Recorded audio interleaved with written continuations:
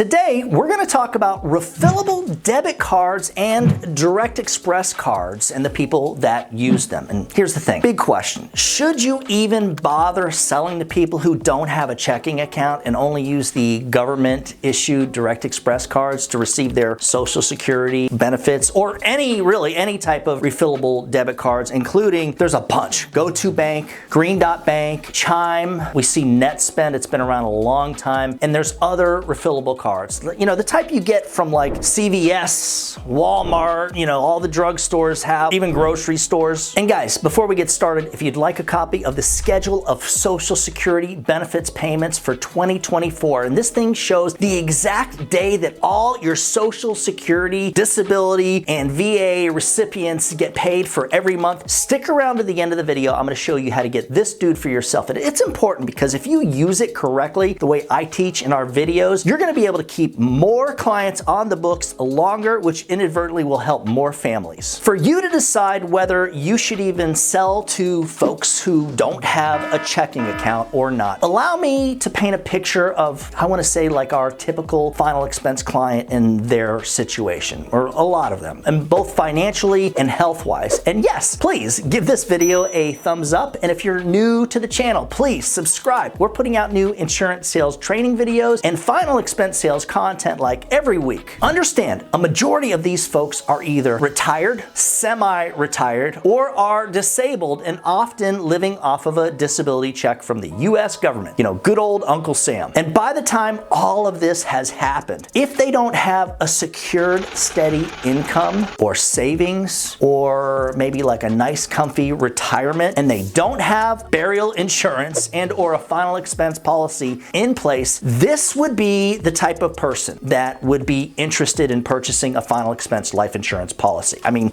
that's our client right there. They don't make much money, very low income. That's our people. Basically, they're typically in their 50s, 60s, 70s, even older, you know, no money put aside for their burial. And now they've realized, when they die, the family's going to be stuck with a funeral bill and or cremation bill. And so the thing is, if possible, you know, a lot of these people, of course they don't want to leave the family like stuck with that financial responsibility, you know, and burden. But here's the kicker. Around 20% of these folks are so poor and indigent and financially destitute and unhealthy to the point to where they literally aren't responsible enough to balance a checking account. Therefore, these folks are the perfect candidates for these refillable type of debit cards that we're talking about. And so their Social Security or disability or VA benefits payment can go directly on these refillable cards. And there's like no fees, especially overdraft fees. And so guys, these people, their Social Security or disability or VA benefits monies can go directly onto these refillable cards. Some of these cards even pay the people early. It's messed up.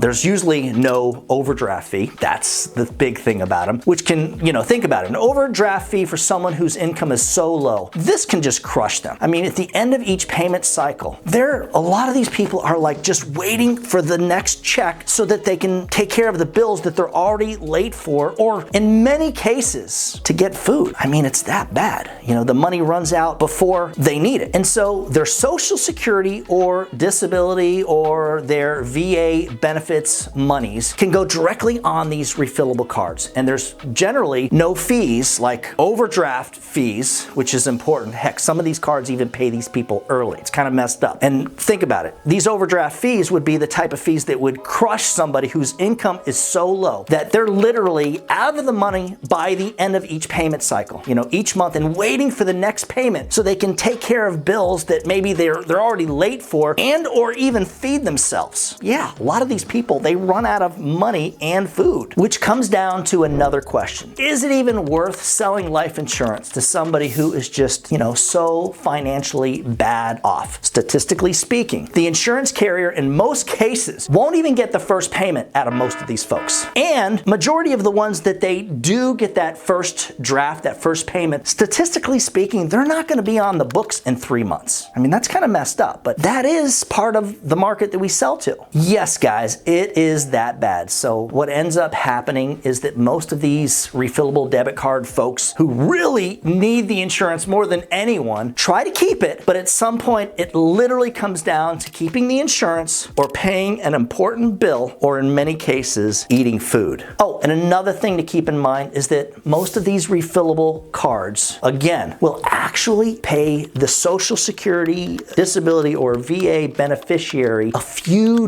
days before they're even paid. You know, because this is all going through the government sort of ish. Yes, before Social Security even makes the payment. So what happens is they get paid, they take all the money off the card, and they go out and pay their bills and get food, right? And by the time the insurance carrier goes to draft the payment, the money's gone. I mean, it's been gone for days in many cases, and depending on the carrier, you could end up getting advanced money from a sale, and the way I see it is it's a sale you really didn't make. Because like I said, a lot of these folks really can't afford the insurance. It's just a pipe dream that they'll even make that first payment, let alone, you know, a monthly payment for the rest of their lives. Here's how I suggest treating these cards and the folks who have them. I believe in taking them. However, I would pick like one main carrier that pays as earned only for these cards and make sure that it's a carrier that absolutely does true Social Security billing. And if you don't know what that is, look up one of my videos where I talk about true Social Security billing, because it could literally be the difference between you being successful at final expense sales or completely failing and ending up in debt. I like Transamerica for this because they'll advance money on sales of people who have checking account. You know, you get that 9-month advance, and then they automatically pay as earned for any type of debit card, and they take all those debit cards too. If you'd like a copy of the Social Security benefits payment calendar that I mentioned in the beginning of the video, just email me at doug@ufesonline.com. If you'd like more information on working with me, working with us on our remote final expense sales platform, the one where you can get like 20+ appointments every single day, just shoot me an email at that same address. As always,